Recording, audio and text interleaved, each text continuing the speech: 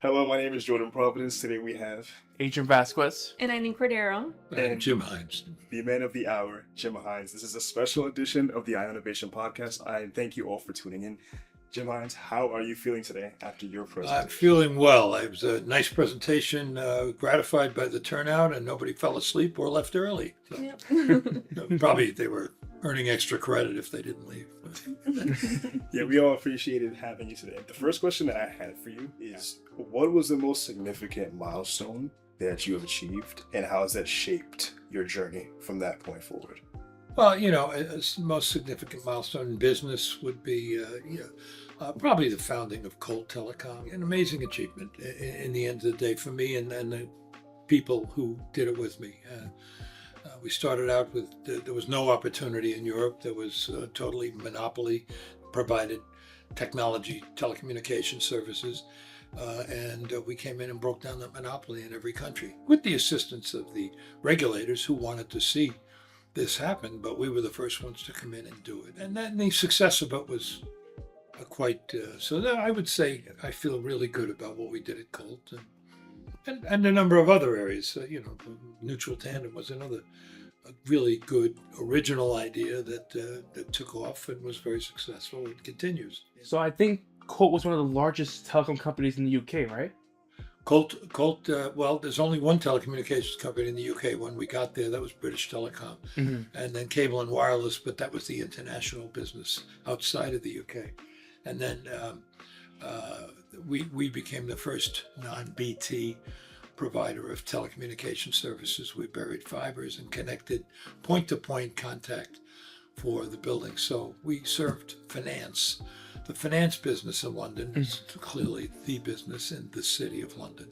And we went after that business to connect them. They have huge connectivity requirements for point-to-point connectivity, instant communications, both people and machines.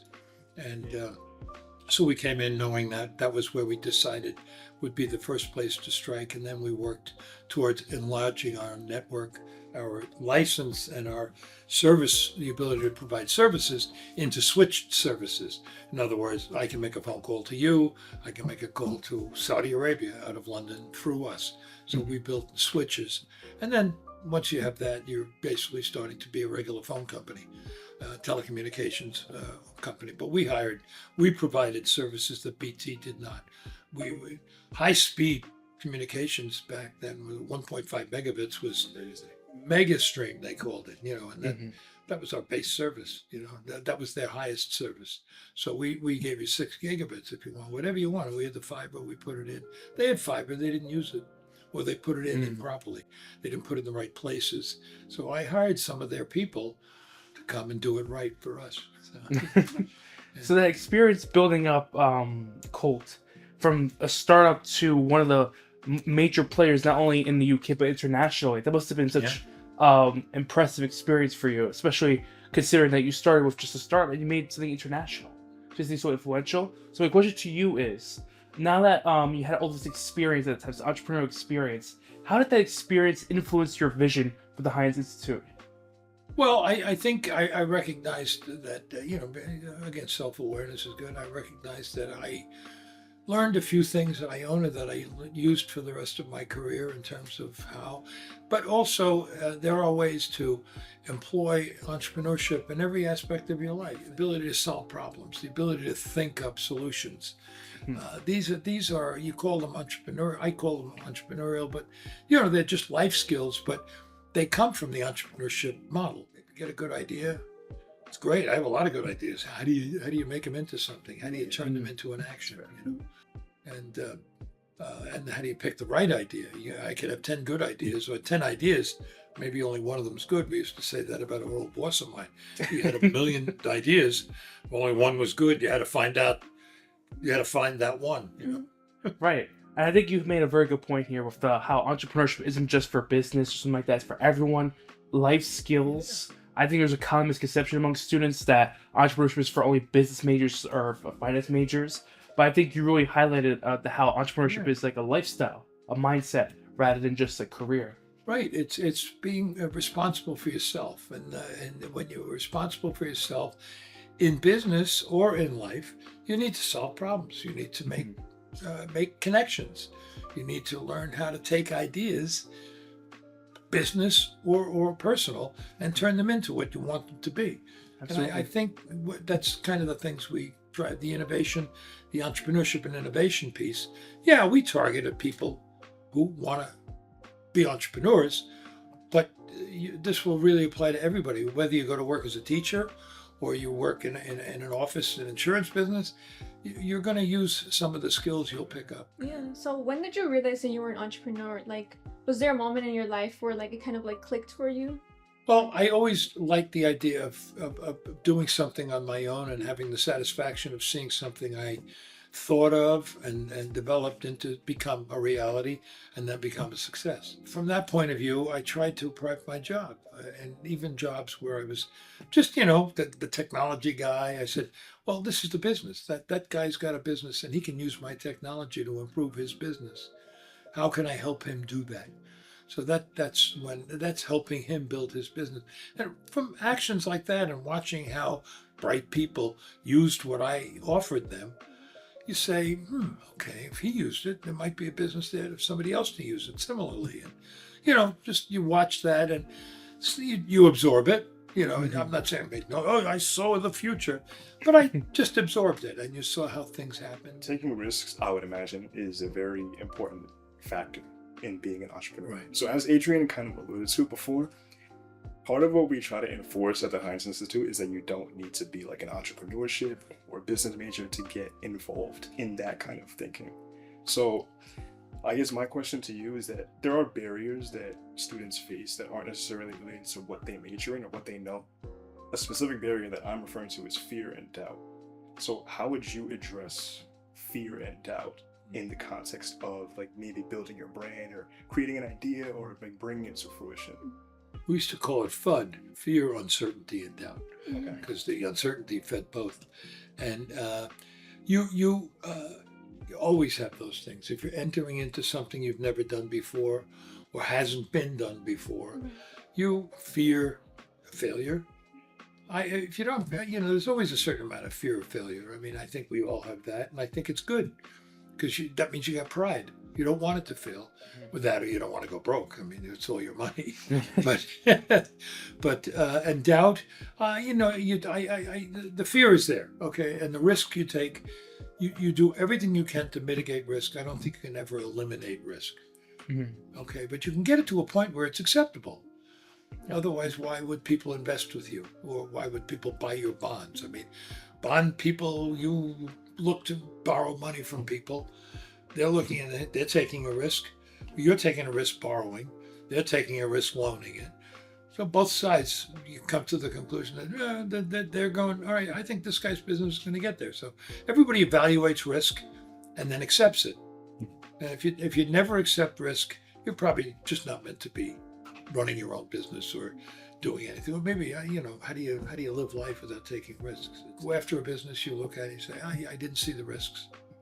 That's why when you see an investment book, an offering statement, it's got pages of risks down to from the sublime to the ridiculous, but they're all in there. We owe it to people to tell them what the risks are because nobody understands the business or your business as well as you do. The doubt, you should have some doubt. You should always have a little doubt. I would just say that you should have some doubt, always question. And I'll call it question. It's healthy, yeah. Yeah, it's healthy, yeah. And not uncertainty.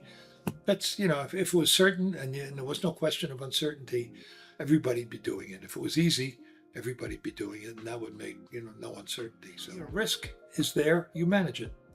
You work to it and manage it. And if you still say, this is crazy, it's probably crazy. Yeah, I think that whether we realize it or not, there are always figures in our lives that are really big inspirations for us, even if they're not directly in your life. I'm curious about who was your biggest role model and what were the types of advice or pieces of advice or guidance that they gave you that really shaped your journey? Yeah, funny, inadvertently, my mom and dad were clearly, like yours, I'm sure, hopefully, were great builders of things, down to the point where my mother didn't even know something she did. She had a thing on the wall in the kitchen, big yellow and blue picture that matched the kitchen and all of that, as I found out. And on the bottom of it said, if you don't look up, you'll always think you're at the highest point.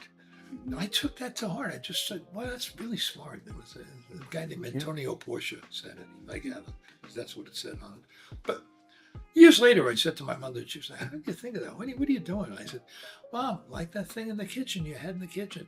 You don't look up. She goes, is that what that said? She goes, I bought it because it matched the kitchen. So here I am taking the biggest advice of my life from a picture that was serendipitously placed on the wall because it matched the kitchen. So from that point of view, and then you learn stuff from my dad.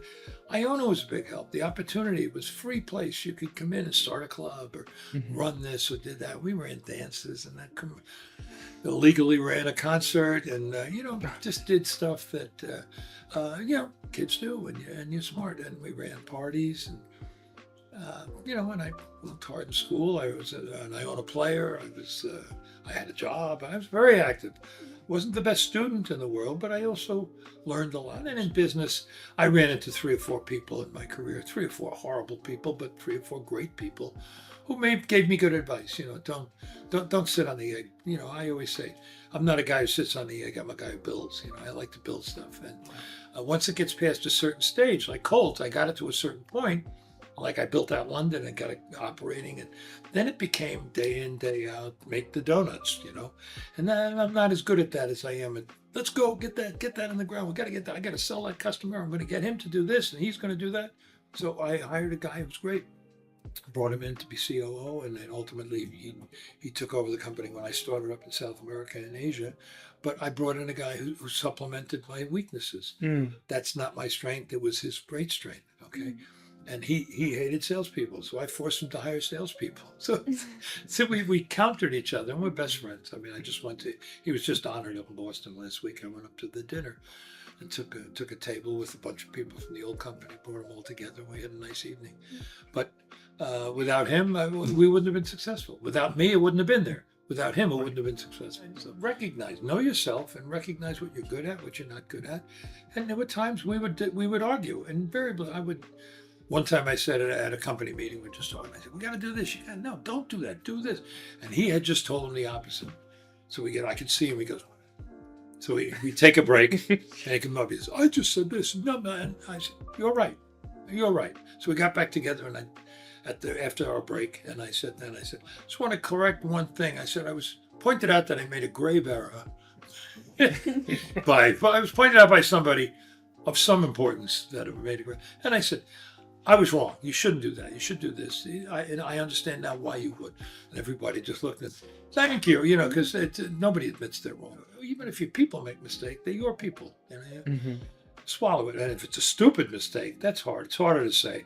This wasn't a stupid mistake, just a bad mistake. And corrected it, but I learned from that. That was a learning experience. I drove back there. Admit your errors, admit your mistakes, admit what you did is right or wrong. But when it's right, I also want credit. Right. That's the most important thing. But I think you touched on a very essential point of accountability, an idea of having people, get cover your weaknesses to help you out. Because I think there's also another misconception of entrepreneurship where it has to be just you working for yourself, by yourself. When in reality, it's a team. It's a collective vision. Whether it's with you or a coworker, or with you and your audience, trying to understand their needs and trying to understand how they fit into your team and how you can work together. I mean, you got to get it to a certain point before you can build a team. You got to get an idea to a certain point. You got to get out there and say, or unless you can start to, you say, I'm going to need somebody to do this, but you got to get them to buy into your idea because you probably don't have a whole lot of money if you're starting up, or maybe you do have money and a backer who backs your idea. Then you can say, they're going to say to you, what do you need?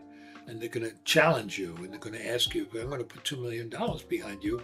What are you going to do with it? Like these TV shows, where, the Shark Tank, and Shark stuff, Tank, right. which is all bull. But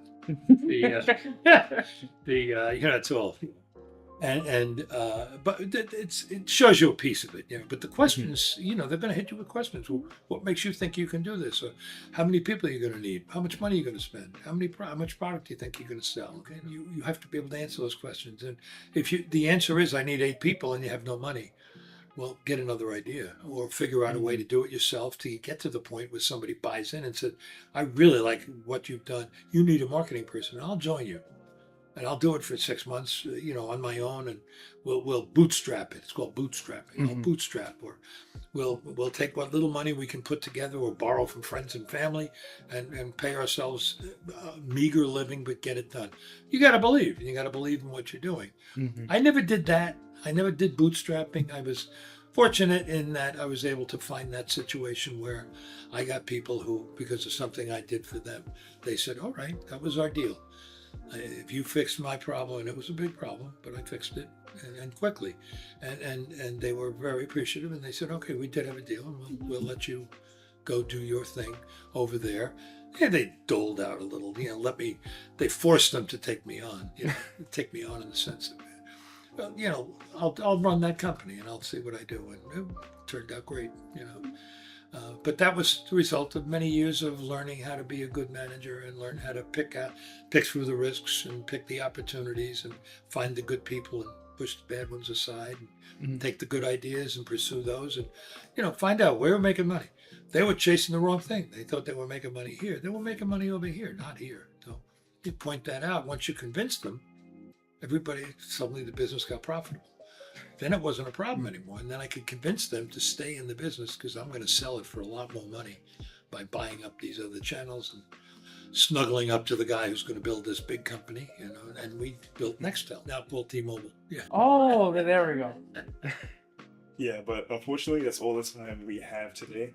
Okay. I would like to thank you, Mr. Hynes, for imparting your wisdom onto us and the community here at Iona. Kind of you to call it wisdom. It is lived experience. Yeah, I'm happy to do it, and pleasure meeting you guys. Great questions, incidentally. Very advanced, mature questions. I'm impressed. That's Iona today. This was a Keep it special edition of the Ionavation Podcast. Follow us on all of our socials at Hynes Institute. See you guys.